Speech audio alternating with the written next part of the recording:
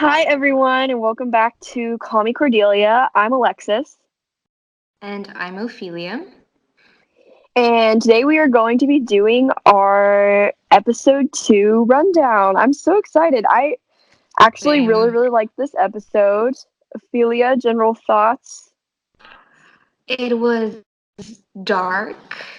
It was very layered in many ways that we will get into later, and I really liked it. I think, yeah, it was good. And like, let's say like a 7 out of 10, maybe an 8. I don't know. Yeah, yeah, that would be my rating too. I had a note about this, but it's so, it's almost off-putting, but not. I think they pulled it off. Just the stark difference, the complete 180 from the first episode, the kind of little happy slice of life thing that we got, and this, which, dealt with trauma and very dark pasts and abandonment, Yeah. which, yeah, very, very different. Okay, so Um, we are not stupid, and we also have been paying attention to our Ask Box. If you have been Yes. paying attention to my blog, um, I don't know if you experienced this, but essentially the only asks I got the past few days have exclusively been about Miss Rose and the whole situation with her and Gilbert. I Uh, think you experienced the same thing. Less than you, fortunately, because I think my followers realize I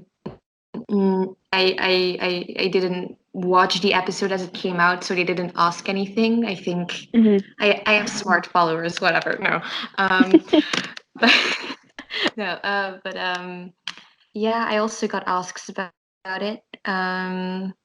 Yeah, the fandom is divided for once. It's very interesting, and we'll talk about it in the beginning of this podcast because I know most people have a lot of thoughts about it. So, Yeah, we're just going to go ahead and get it out of the way because, like we said, we know that this was kind of the point or the main topic of discussion for episode 2. So we're just yeah, going to go ahead and talk about it. you can start Okay. because you have the most eloquent thoughts about it, in my opinion. Please. Okay. I so if you guys follow me on Tumblr, I made kind of my big definitive post about how I felt about everything, and I didn't watch the episode live. I watched it the day after, but I got spoiled big time. I knew it was coming because of stuff that I saw online because I'm an idiot and I didn't stay offline.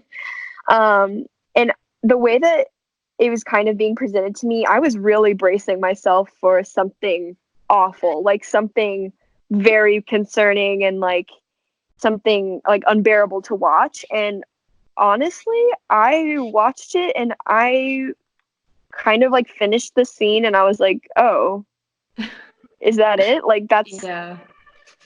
I understand. So I guess first I will say I do understand the frustration and the surprise because I think that we have only been preparing ourselves for a potential storyline with Anne and Charlie, or maybe bringing Roy in, but not a single person was prepared for Gilbert to potentially have eyes for somebody else, including myself. I wasn't I ready for wanted, that. but then again, me and my followers were on a witch hunt to find out who Ashley Stewart was, who plays Miss Rose, Yes. and one of the potential things we thought of was her being a love interest for Gilbert. So, I was completely caught off guard. I was not ready. And honestly, like props to Moira and CBC for keeping it under wraps as long as they did. Because I yes. don't know if you remember, but before season 2, people pretty much like found Corey before anything was announced for him and Yep. found the name of his character in like -5 seconds. So we all knew about Cole and stuff before he was ever really announced officially. And not a single cast picture, not a single hint, I would say, from stuff that I'd seen from Moira, and nobody even knew about the possibility of her existing until that picture was posted of the when Moira was finishing the mixing. So wow, I'm honestly floored that they were able to keep it a secret as long as they did. So, like I said, I'm really not at all worried about this whole Miss Rose thing. And I will tell you why. It's basically going to be the same points as my post. But first, I think there's Rose herself. Ooh, yes. Yes, she's She's pretty, really she's interesting. older. Yeah, and like something that I saw even before watching the episode is people are like calling her an off-brand Anne. And I definitely saw that. I can see why people are saying Yeah. that because she was kind of quirky, kind of like flighty in her own world, I guess. But as I was watching it, I was like, yeah, she seems like the best way I can describe it is a maybe like a watered down version of Anne. Like she's similar, but she's lacking the sort of, I don't know, like the passion of Anne, the fieriness. Like there's, from what we've seen so far at least, she just seemed more, I don't even know the word I'm looking for. Just like very toned down Yeah. and unbothered. I don't know what other word to describe it. To me, it felt like the way I can describe it is the AI version of Anne, like artificial intelligence that like collects information about a person and then tries to emulate them, Yes. but it's lacking heart and humanity because it's a robot, Uh-huh. it's AI. So I feel like they asked Ashley Stewart to emulate Anne and her quirks, but made it off, which she does so greatly. So Hmm. yeah, it's like you said, it's an off-brand version, and it was very deliberately done, and I like that. The Mr. Bones scene was cringy, and that's another point is It was so this weird. it was very weird, and I don't think it was supposed to be comfortable or quirky. Like I Mhm. think we were supposed to be like we weren't supposed to like it. Mhm. um which brings it to my second point is just the circumstances around Miss Rose and the whole tea date sort of thing. I think it's really important to remember the context of what we're coming off of. I would have been way more worried if Gilbert walked in and this was the first time he ever met her, and he kind of like there's hints that ooh he thinks she's pretty and he's kind of interested, and then over the course of a few episodes they kind of start flirting and then he asks her out. Like that would be way more concerning. But the way Mhm. that they introduced her, like she Gilbert knew her name already, so it's like kind of implied that, well, it's not kind of implied, it is implied that they knew each other already. Um, and he's obviously at a place where he feels like he can ask her out, and so like it's obvious that he's known her. So not only that, just think for a minute about what has been going on, not just this season, but the past 3 seasons concerning Sherbert and the position that Gilbert's in. He has been pining after Anne since she came to Avonlea. He's been, kind of making it pretty obvious, and or he feels like making it pretty obvious, making advances, and what has he gotten back? Like nothing. Nothing. No. She's kind of looked at him. She stared at him back a few times. She did the whole remains to be seen, which came across kind of flirty. But other than that, like, she's been snappy. She's been like avoidant. Like, whenever moments are kind of starting to happen, she dips because she gets uncomfortable. And he's had a slate to the face. Just, Yep. he hasn't gotten anything back. Like, there is, from what we know, or from Gilbert's perspective, based on what we've seen, he has absolutely no reason to think that Anne is returning these feelings that he's been just Yeah. emulating for 3 years, Yeah. so we're coming off of that, and on top of that, we're coming off of the scene from episode 1 with the take notice board where he's like, oh my god, finally, like it seems like she's about to admit she has feelings, and it turns out she's just trying to push him together with Ruby like everyone else is. um once again, kind of like giving off no signals. And then we come off of the train scene where Gilbert, just being a nice guy, agrees to escort Anne to Charlottetown and makes kind of a little quip with Marilla about like, oh, I'll make sure she stays out of a ditch. And he's just like, I don't mind escorting you. And she snaps at him again. Like, and I think he's just fed up with it. So all of Yeah. that is just kind of piling on top of each other. And then he walks into the doctor's office and there's Rose, kind of quirky, kind of an off-brand Anne, pretty. So he's hurt and he's frustrated. And I think that he just kind of was like, all right, well, I guess Anne's kind of a lost cause. Like, I'd be stupid to wait it out, I saw a post on Tumblr, and I'm trying to find who it is. But she was like, I don't get why people are scared about Rose and Gilbert potentially being lovers when it was clear from that tea room scene that she seems like an off-brand version of Anne, but she isn't, because she isn't rejecting societal norms in the way that Anne is. Yes. It's by Jack's Just Right. Shout out to you. And he or she says like she may want to break out of her mold, but she won't.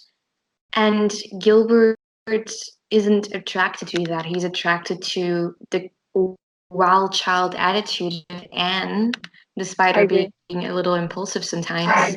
So it wouldn't work in the end either way.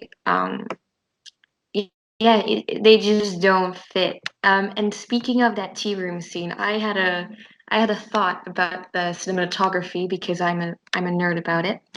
Same. The entire I'll just read from my notes. The entire tea room scene was shot from the outside in, which shows us estrangement and a lack of intimacy. If you want to show people having a connection, it's mostly close-ups. It is done in an intimate way and not through a window. Oh, you mean It like shows the just scene from episode 1? Oh, wait. Yeah, yeah, actually. Yeah. The close-ups when they're talking about um, the take notice or board, just when you, or just or just when you think about the coffee shop in at the end of season 1, where it's not seen from the outside and it's inside close-ups. It's intense. It is intimate. Whereas So good. this, you see it from through a window, which means it could be a pedestrian seeing them through a window. And pedestrians, when they see something, they take it at face value. They don't know the context.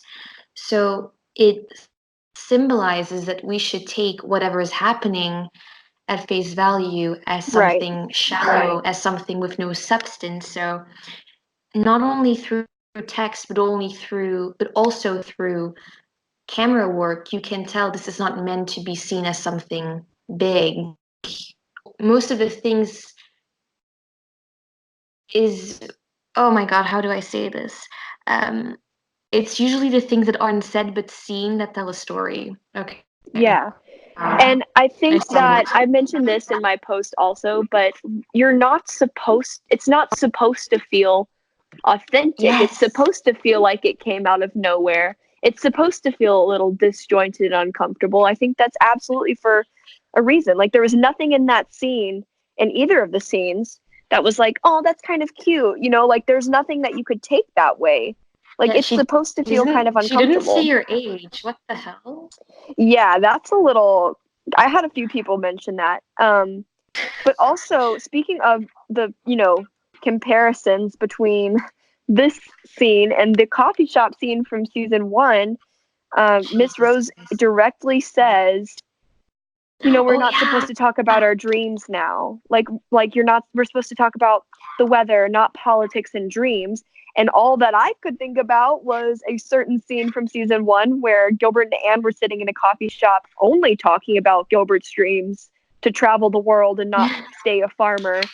And like that's so obvious to me. Like, they're already giving us parallels to, oh, she is definitely not like Anne. And it's also important to note that I think a lot of people are taking for granted. They're like, "Oh my god, like Gilbert needs to stop being so stupid. Like Gilbert is obviously like Gilbert needs to realize like Anne's in love with him." And I think it's important to note that, like we said already, Gilbert has, we can assume, basically gotten nothing in return for his Yeah. pining. He hasn't gotten any reciprocated feelings. And Gilbert also, he's not a fortune teller. He can't, we know as the audience and consumers of the story that Gilbert's going to end up with Anne, and Gilbert is going to probably get married to her. Anne is probably going to fall in love with him, get married, maybe have children, maybe continue on a family practice. Gilbert has no way of knowing that. Gilbert has absolutely no way of seeing the future and knowing that Anne is going to fall in love with him. Anne's going to want him back. Like he doesn't know that. All he knows is right now what he's going through. It seems like Anne is not reciprocating feelings, and he's fed up with being snapped at when he does absolutely nothing to deserve it. So I think it's very understandable the position that Gilbert's in now. And it's also even more obvious that this whole thing with Miss Rose is a means to an end. It's exclusively being Yeah. presented so that it will end. So I'm not worried about it. Yeah, just to end this chapter of the pod, it's a logical way to make conflict because Gilbert is his own person outside of Anne's character and storyline, and he deserves to, feel like someone is attracted to him. Like it's a normal thing to want and feel. And the orphanage, I think that's also a big part of the episode. I think it is amazing how when Anne broke down in the attic and Cole told her, "Why are you saying all these horrible things about yourself? Your imagination saved you." And I just think that that really relates to a lot of people. It was just one of the most beautifully heartbreaking scenes I've ever seen in my life. I agree.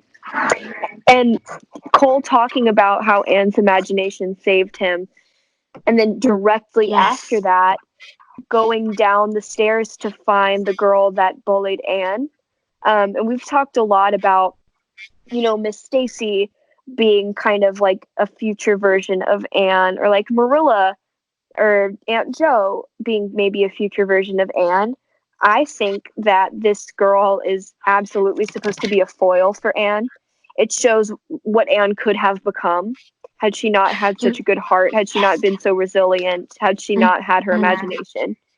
Um, and that was so powerful. And again, another, I think, point of the scene being Anne starting to face her trauma. And we talked about, if we're talking about if we're talking about cinematography, they portrayed her trauma so well. Like the way that the scene was shot, the lighting, the way that Anne was speaking. She wasn't, in the past we've seen Anne with her PTSD and her flashbacks. The way that she reacts is kind of hyperventilating, like running away from stuff and being very emotional, understandably so. But the way that it was written in this particular scene, she was just numb. It was very muted. It was Yeah. very Detached from reality. detached. Yeah, and the lighting, again, like the way that the scene cuts were kind of disconcerting and off-putting. It made Yeah. me, like, as a audience member, also feel numb and detached and obviously gloomy and depressed. And that was, yeah, that was wonderfully shot, wonderfully edited. Claps to whoever produced this or whoever directed this episode. That was beautiful. Yeah, another thing about how it was shot when Anne hugged Cole after her breakdown, her face got into the light as if the weight was lifted off her shoulders and she was enlightened now, which was very Mm-hmm. nicely done. Um, yeah, but it just brought up so many questions like, can you imagine never having any loving comfort? Can you imagine people treating you horribly like an object? Can you imagine your parents not wanting you and telling the caretakers to tell the child you're dead? Like all these thoughts that she has are also, put on us and make us think. It was just so well done. And about the bully, I was really surprised that we have legitimately the same thoughts because to me it also felt like an alternate timeline for Anne. All the women in this universe is like a different version of Anne that could have happened, whether it's Marilla or Miss Stacy or Joe or the bully, even Rose is a version of Anne that could have happened but isn't happening right now. And it's just so well done. It's so well done. Kind of like going off of that and the way that they're presenting it, it is subtle, but definitely important. The way that kind of the phrasing that Anne has been using throughout this episode, like, I need to know if I was loved. I need to know if I did belong somewhere. I need to know if somebody did want me. To me, it really feels like that is going to obviously come back around this season to Anne realizing I am loved now. I belong somewhere now. I'm Yeah. wanted now. And then realizing kind of she's I don't think she realizes that it's not that she's looking for an answer to the question, was I loved? I think she's more just looking for, where did I come from? Um, how did I end up here? And I think that's going to be a big conversation that's had probably between her and Marilla, because of Yes. Marilla's sort of lashing out, not being able, like we said, we kind of felt like Marilla was not going to take this search well, as she was going to kind of take it personally, and it's not at all. But the way that they're framing it, Marilla feels like Anne doesn't appreciate, or Anne doesn't feel the love that she has being given to her right now. But she is loved and she is wanted, and now she does belong somewhere. But I think she's just going to have to kind of realize that on her own. Yeah, Marilla's arc this season is really relatable, I think. Also, and with an E, so relatable, I think. Marilla's arc so relatable because I think many mothers and daughters, or fathers and sons, or whatever combination, can relate to your child slowly leaving the nest one way or another and dealing with that.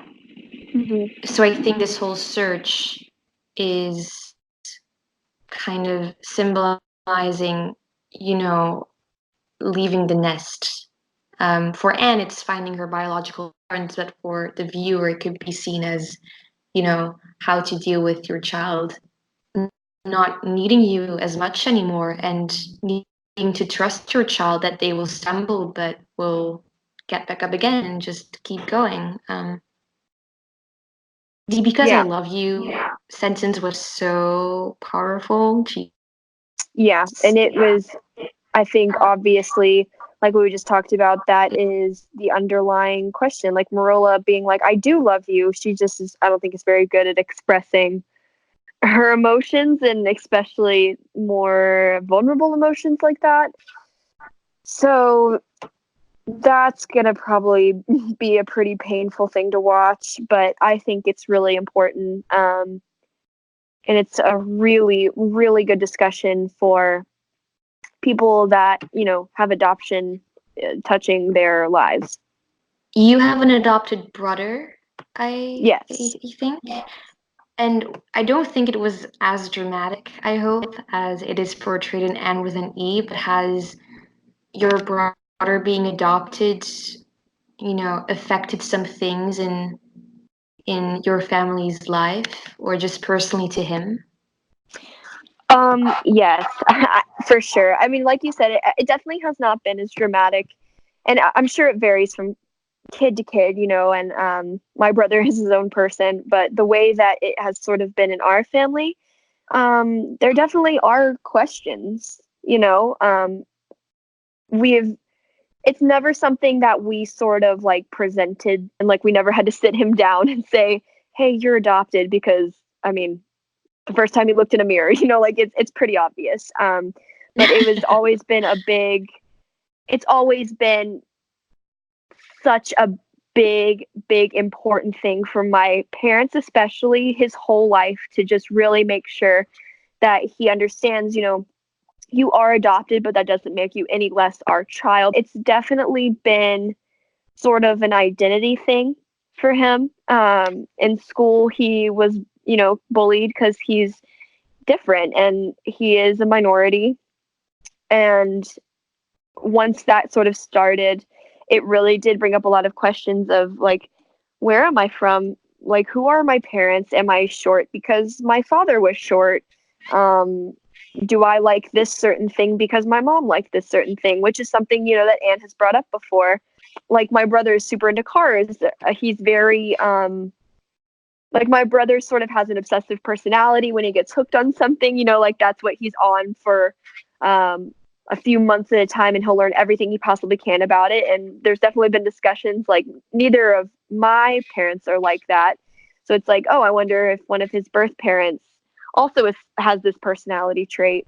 So while I think it's similar to what Anne is going through, while he is loved and he is accepted and he very much has somewhere to belong, there still are a lot of questions of, but where did I come from and what does that mean in the context of like my identity, I guess. So I do see a lot of similarities. Although I would say my parents definitely do not react, I think, as strongly as Marilla did whenever he does have questions. They're always like very, very up for answering it. So yeah, I do see a lot of similarities, and I'm sure a lot of adopted kids see a lot of similarities and just wondering about their identity, where they belong, stuff like that. That's really nice. I don't really have anything more to add to the orphanage scene. I think the little girl portraying Anne was really well done. I felt like it was mocking Anne in a way that was starting to trigger her facing her trauma, like, why were you like this? I think that was really well done.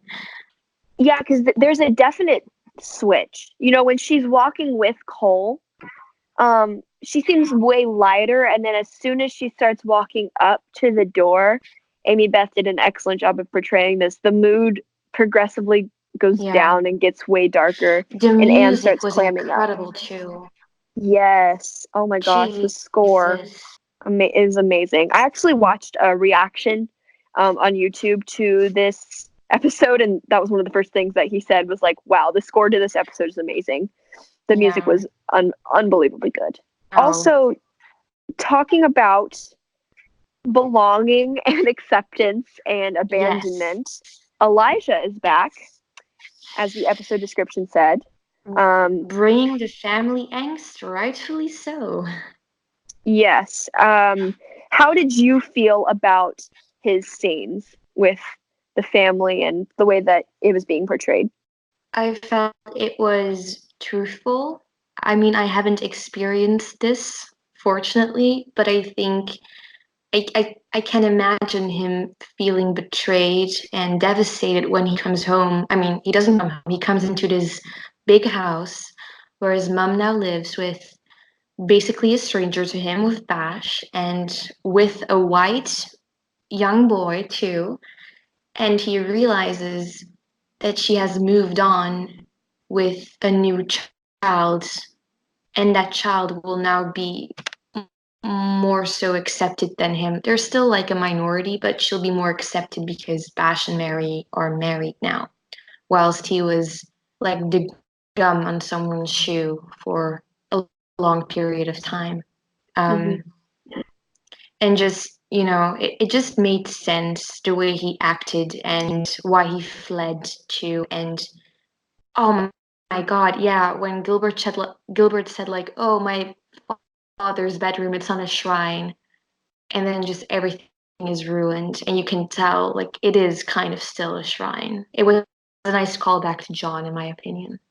And like you said, just the way that he feels about the baby is, it makes a lot of sense. And he has that whole drunken sort of monologue where he's talking to Delphine. He's like, you get everything, a house, a white father. Yeah, it was heartbreaking. And it started off not, I was very apprehensive, obviously Yeah. when he came back, but when I did tear up when Mary ran out of the house to go see him. I was so excited. Oh my gosh, yeah, the portrayal of Mary in the context of this situation, I love that woman so much. She's such an amazing mother. And just like when he walks in and she sees, he has like that bruise on the side of his face, and for a moment it sort of looks like she's going to say something, and then she just switches the topic to, oh, you're still so handsome. I think very much implying that she feels like it's easier to just leave it be and not have the fight and sort of keep it together. I love Mary so much. And Bash also, in the context of this scene, was just unreal. I love him also. Yeah, him manning up to Elijah in John's bedroom, like, you have to respect your mother, and it was such a powerful scene. I really like that too. But you have some questions about why she would get sick, Mary. So elaborate on that. Yeah, so very interesting how they camera sort of very obviously lingered on Mary, like cutting her hand, when she's chopping the potatoes. So I did not like that. And it made me very nervous. I kind of have a feeling that will probably have something to do with it. And if not, I did have an anon send me in a ask that said, what if it deals more with mental illness, like being depressed Oh. and anxious about it, and bringing that discussion into the show. But I think it's probably just because of the way that the camera focused on the scene for so long. I think it probably has something to do with her cutting her hand. Yeah, also because mental health is already heavily discussed with Anne, and I think it would be too much if it would also be with Mary. And I think that potentially Mary getting sick, just thinking in terms of like what would that mean for certain characters, like Bash having to kind of be like a single father, maybe Marilla stepping in even more and helping out with Delphine. Um, and people will probably have stuff to say about that. Why would people have stuff to say about that? I just think that there's probably still, I mean, even though we know that characters like Rachel and Matthew and Marilla like are very accepting and to Bash and Mary in Avonlea now, I think it's probably a little bit ignorant to think that there is not still going to be some it's like naive of me to think that there's not still going to be some lingering racism among other people in the town. So I don't know if there would be like a scene of maybe Marilla having to take Delphine into town and people having a lot of questions and Oh um, yeah.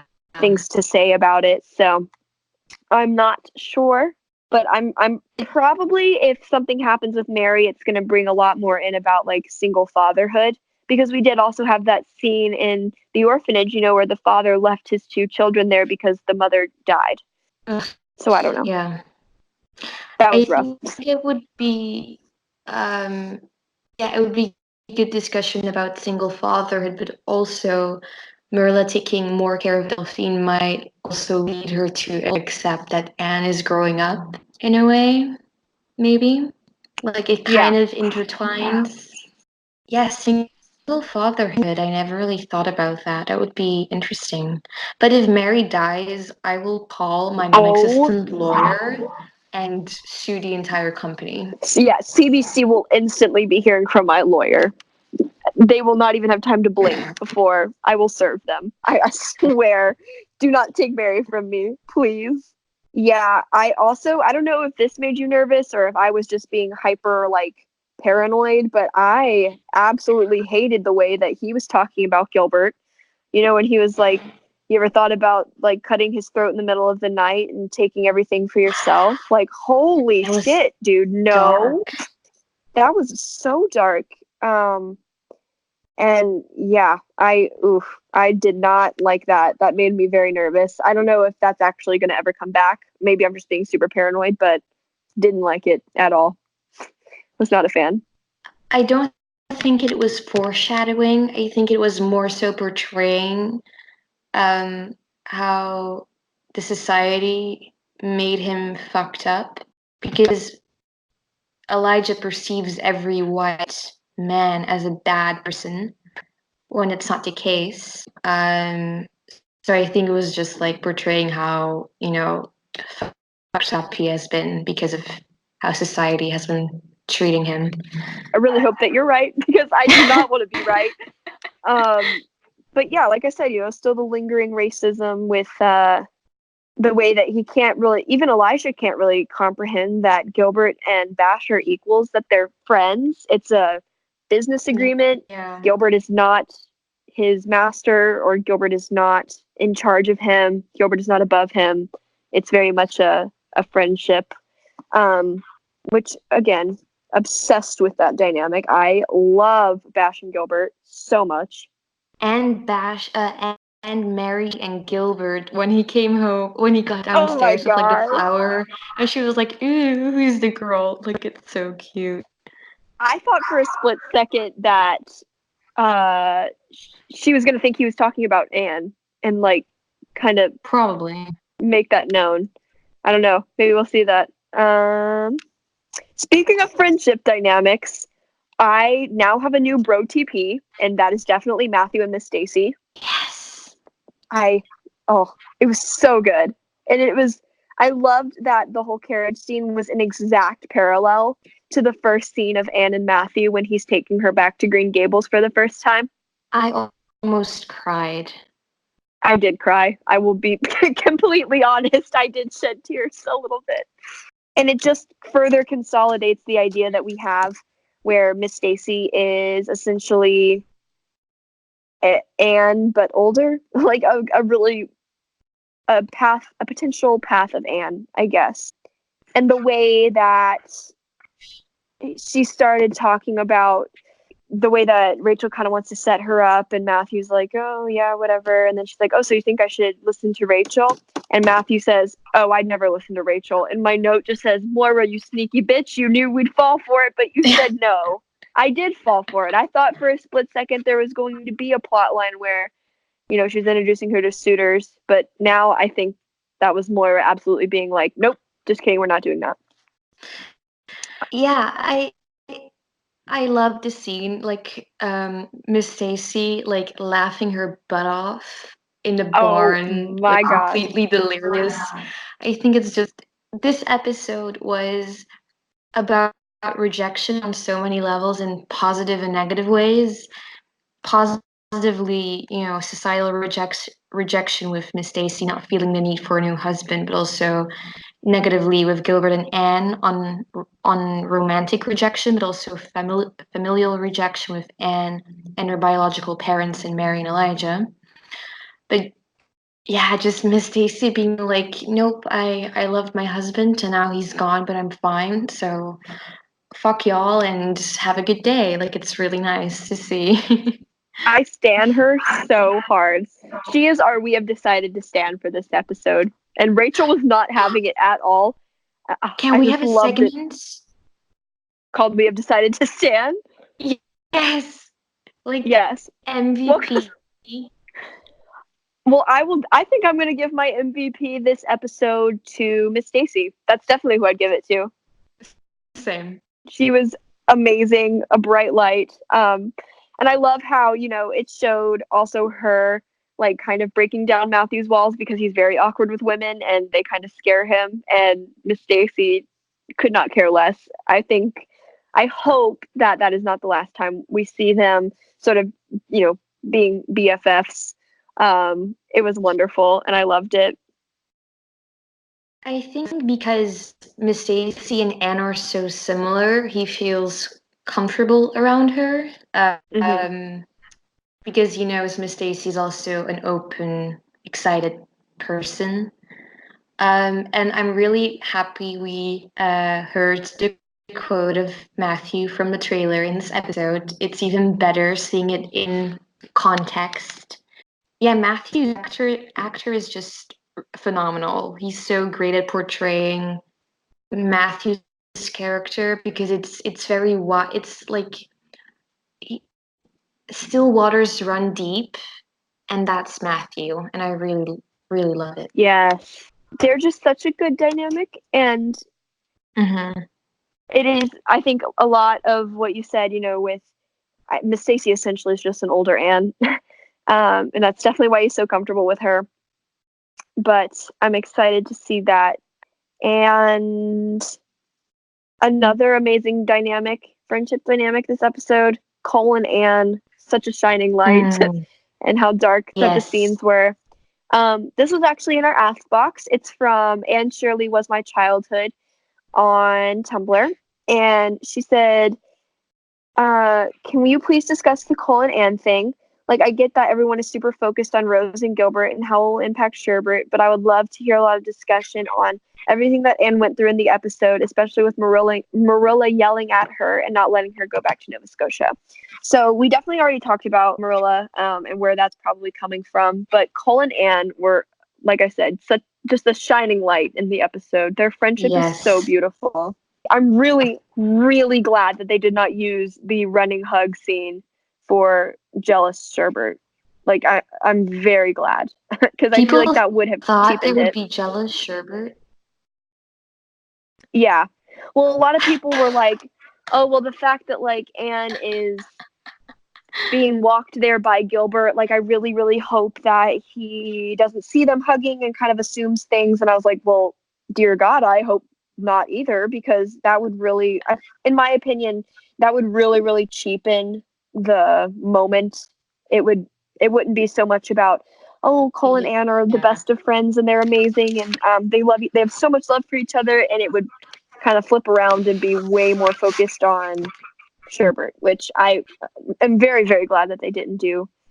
And oh my gosh, the quote from Aunt Jo, where she's like, if you find something you don't like, just remember you're so much just as you are right now. I just love that woman also.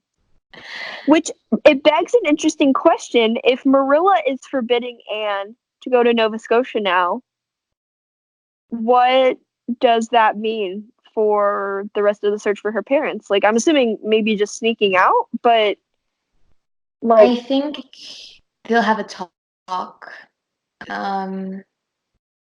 And then she can go again. And someone in my ask box, which I've already replied to, asked if, what if Cole couldn't, take her to the church or whatever, and now she would ask Gilbert to escort her there as a parallel to this episode to see the progression in their friendship.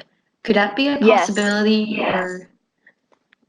So are they saying that like Gilbert, like, because she can't go and be escorted by Cole, she's gonna hitch a ride with Gilbert again? Yeah, like going on a train with Gilbert, but instead of Cole taking her to the orphanage or the church, she's having Gilbert be with her. Um, yeah, yeah. Yes, I hope so.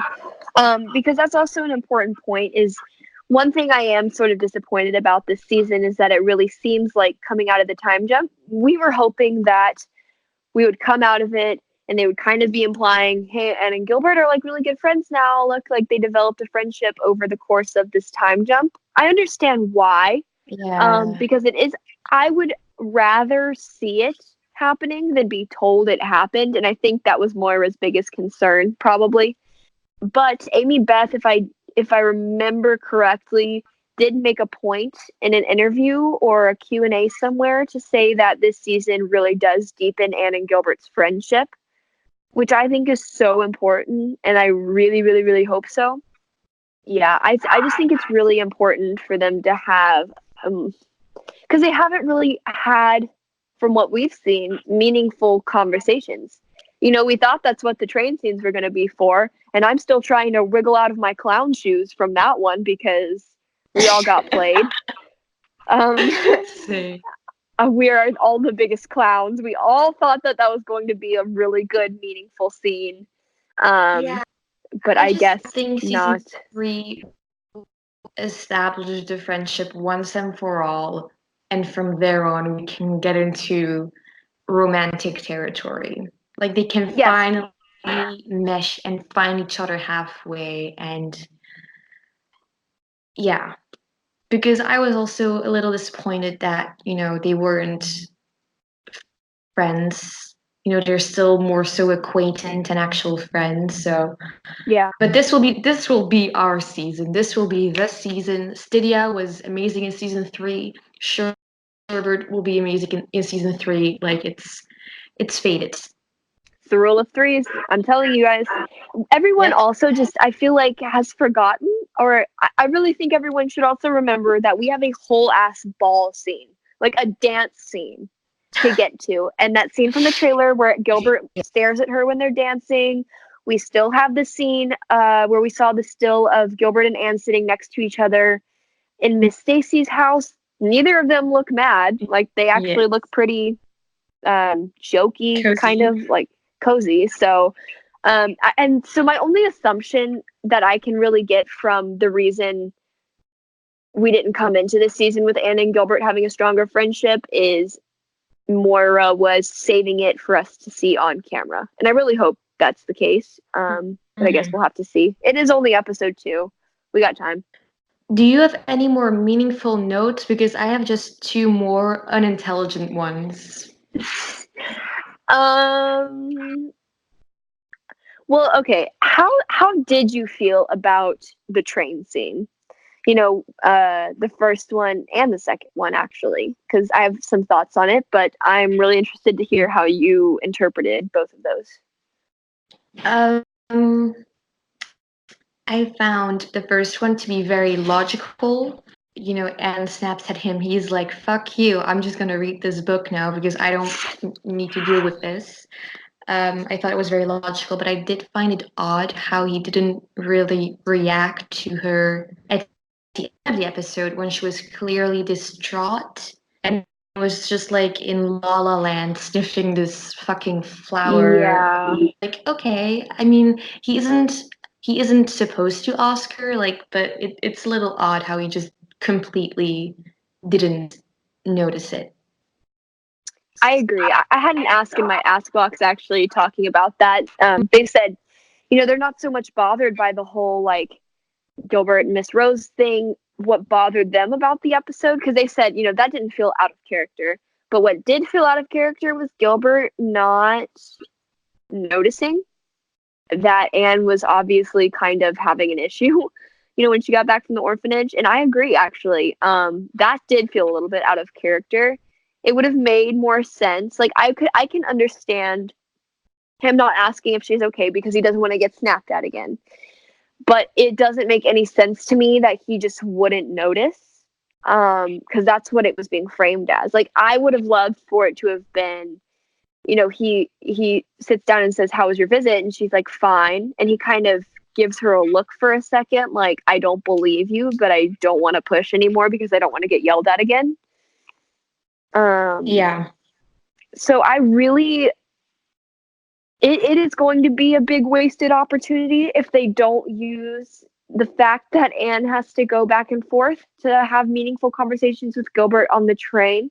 So that is a reason that I'm saying, oh yeah, I think that is likely what the person in your ask box said about maybe she's going to take Gilbert with her now and like still, go on the train and such.